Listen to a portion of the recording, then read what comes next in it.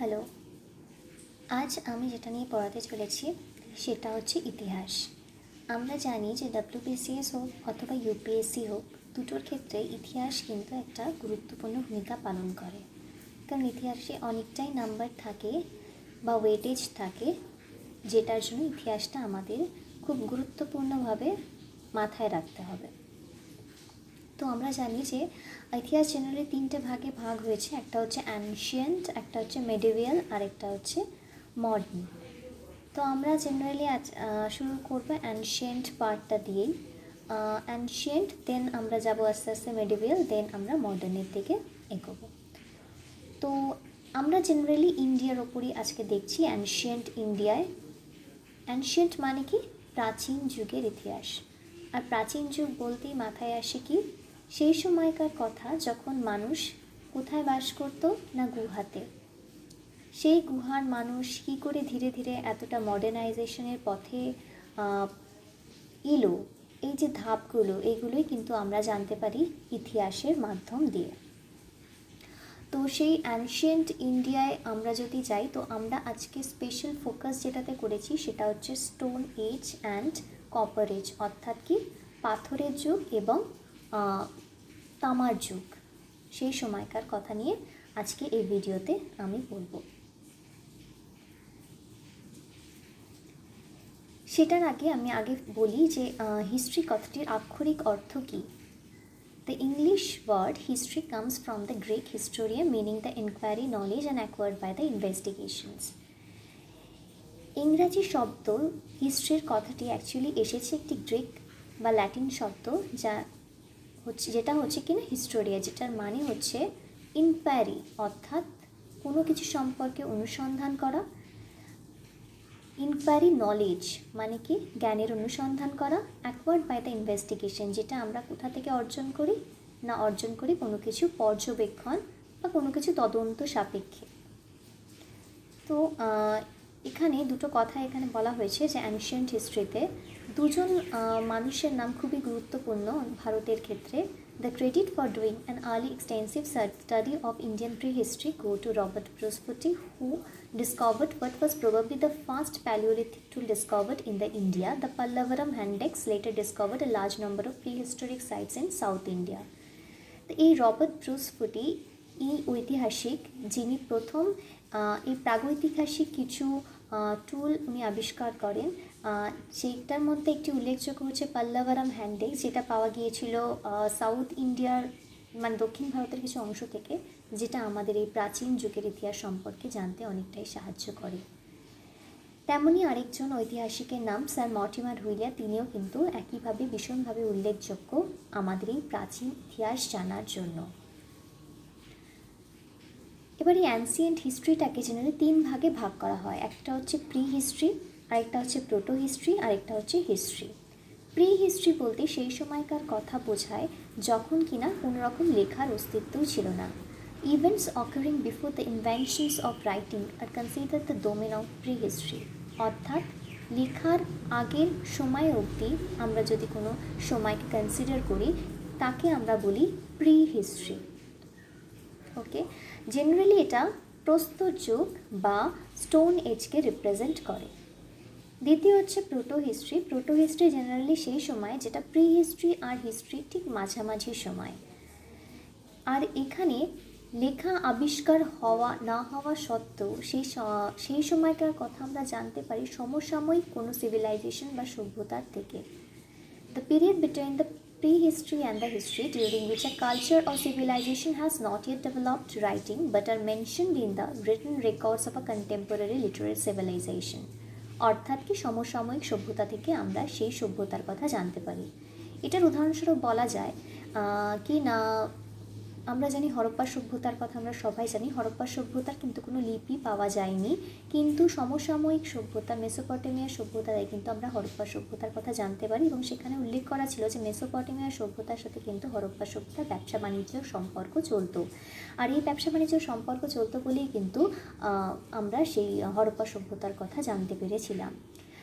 দেন আসছে হিস্ট্রি।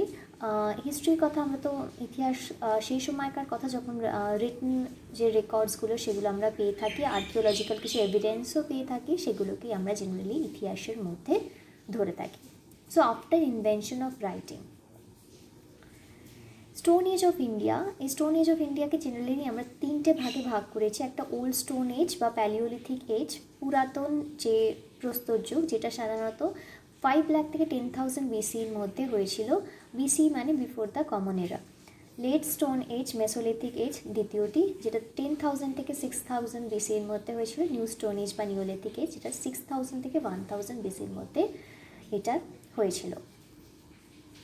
এবার আসি Palaeolithic age, hunters and food gatherers. Palaeolithic মানে সেই সময়কার কথা যখন মানুষ কিন্তু গুহায় বসবাস করতো, আদিম যুগ যেটাকে বলা হয়ে থাকে।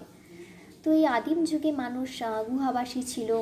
Are generally hunters and food গ্যাদারার্স মানে এই সময় মানুষ শিকার করতো এবং খাদ্য সংগ্রহ করতো। কোনো রকম খাবার তৈরির প্রচেষ্টা অথবা কোনো রকম কিছু চাষাবাদ কিন্তু এই সময়কার মানুষ জানতো না।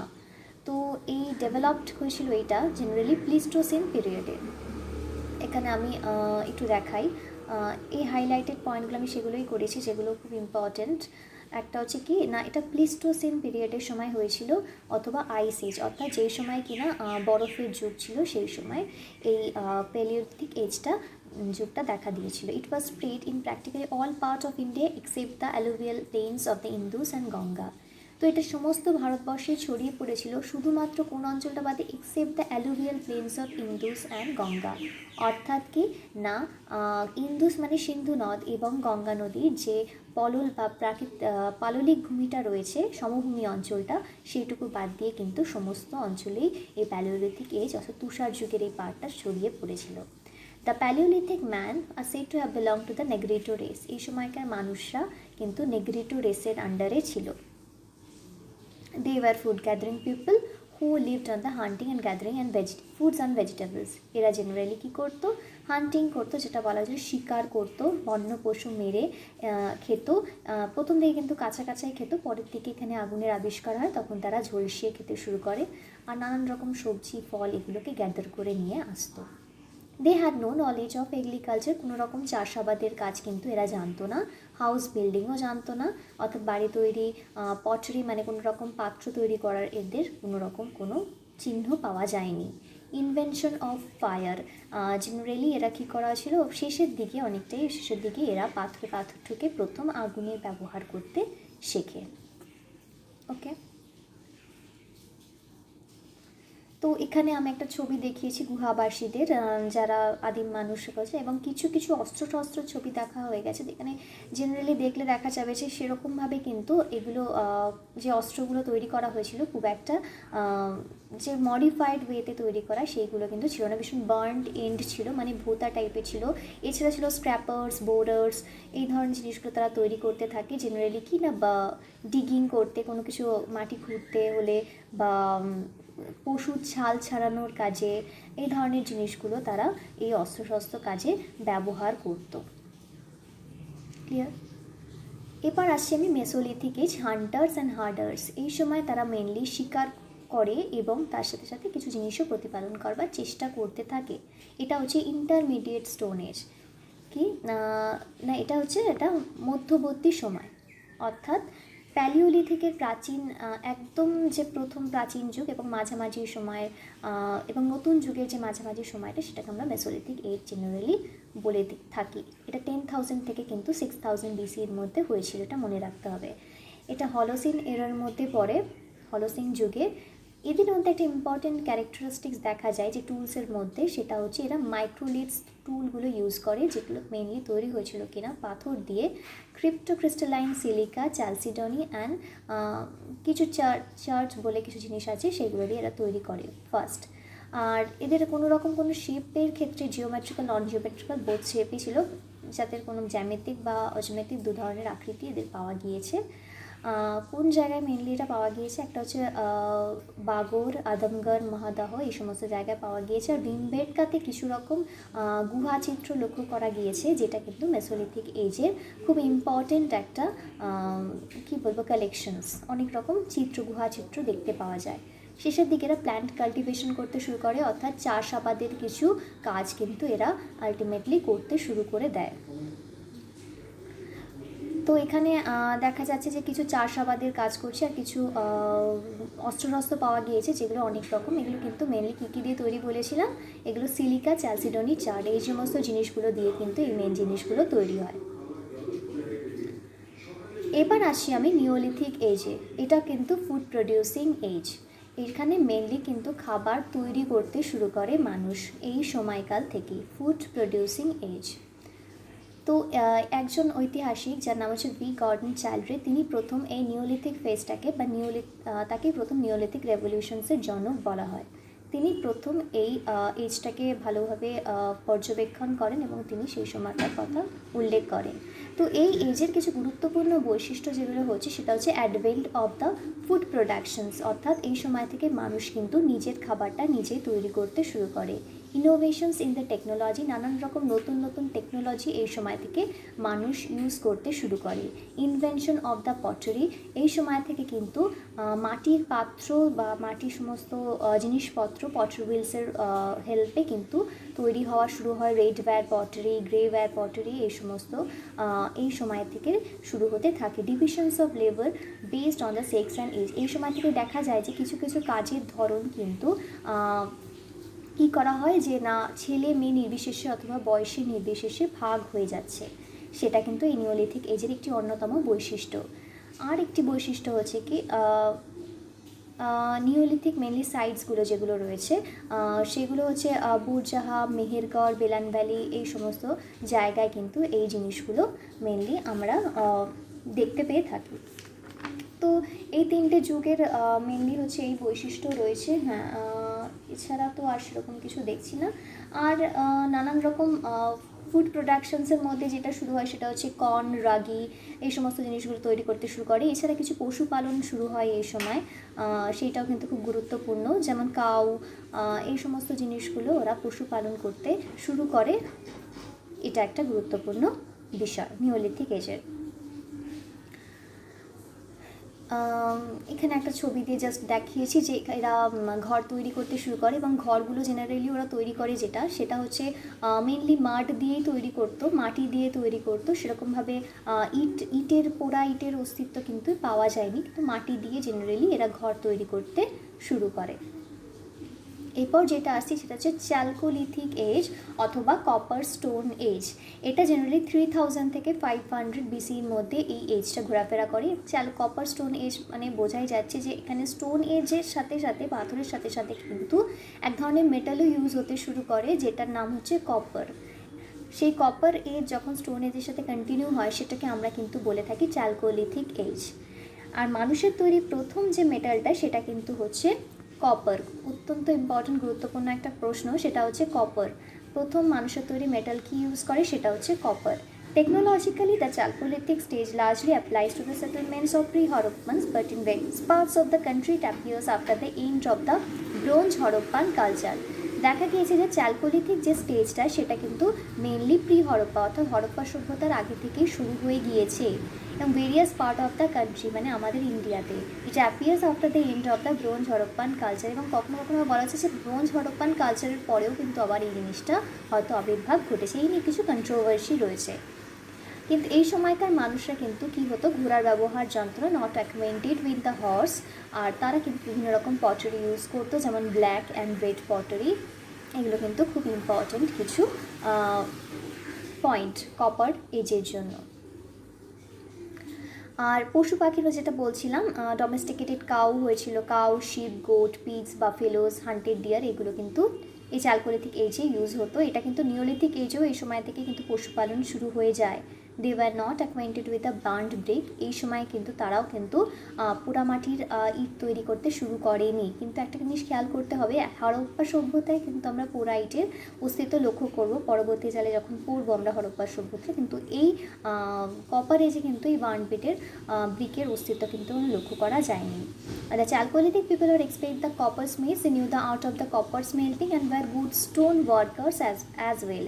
এই সময় মানুষরা কিছু কপার স্মিথ অর্থাৎ কি নানান রকম স্মিথের বাংলা কি বলি, মানে নানান রকম কপারের নিয়ে যে সমস্ত ধাতুর কাজ, যে জিনিসগুলো কপার স্মেল্টিং, গলিয়ে কপারকে গলিয়ে নানান রকম জিনিসপত্র তৈরি করা, সেই জিনিসগুলো কিন্তু এরা তৈরি করতে জানতো। এবং গুড স্টোন ওয়ার্কার, তারই সাথে এরা পাথরের কাজও কিন্তু খুব ভালো জানতো।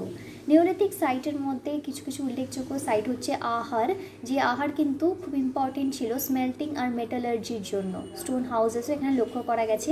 জিল্যান্ড, বানাস ভ্যালি, কায়াথা মেনলি ইম্পর্টেন্ট ছিল মাড প্লাস্টার ফ্লোরস, কারণ এখানে মাটি তৈরি ফ্লোরগুলো প্রি হরপ্পান এলিমেন্ট পটারি পাওয়া যায়। মালওয়াতে হচ্ছে রিচ চ্যালকোলিথিক সিরামিক্স পাওয়া যায়, স্পিন্ডল হোর্স পাওয়া যায়। এই সমস্ত ক্ষেত্রে এই জায়গাগুলো ভীষণভাবে ইম্পর্টেন্ট। ঠিক আছে, তো আমরা তিনটে যুগ এখানে পড়লাম। একটা হচ্ছে প্যালিওলিথিক, যেটা একদম প্রাচীনকাল, কিছুই জানতো না মানুষ, গুহায় থাকতো। তারপর ছিল মেসোলিথিক, যেখানে কিছু কিছু মানুষ নিজেদের চাষাবাদ করে নিজের খাবার তৈরি করতে শিখলো। নিওলিথিক, যেখানে মানুষ চাষাবাদের সাথে সাথে কিন্তু পশুপালন করে নিজেদের বাড়ি তৈরি করে অনেকটাই এগিয়ে গেল। আর তারপরে যখন চ্যালকোলিথিকে ঢুকলাম, সেখানে দেখতে পেলাম আমরা তার সাথে সাথে কি নানা রকম পটারি তৈরি করা থেকে শুরু করে নানা রকম মেটালের জিনিসপত্র তৈরি করা থেকে শুরু করে মানুষ কিন্তু অনেকটাই উন্নতি করলো।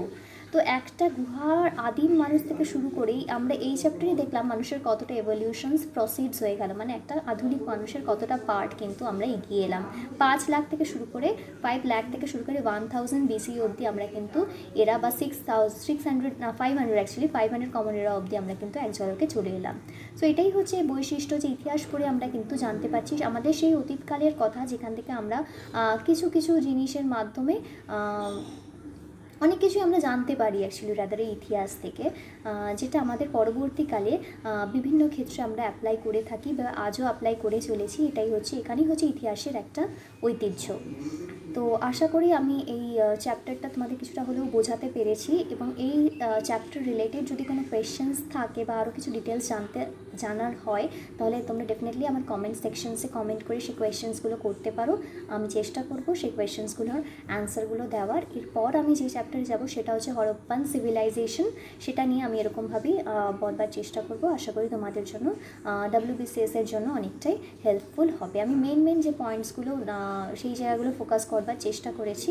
ডাল ডেসক্রিপশনস অনেকেরই আমাদের পড়তে ভালো লাগে না, সো পয়েন্ট ওয়াইজ যদি আমরা পড়ি কিছুটা হলেও কিন্তু আমাদের মাথায় বা মনে থাকতে হেল্প হয়। Okay, so thank you so much for listening the video.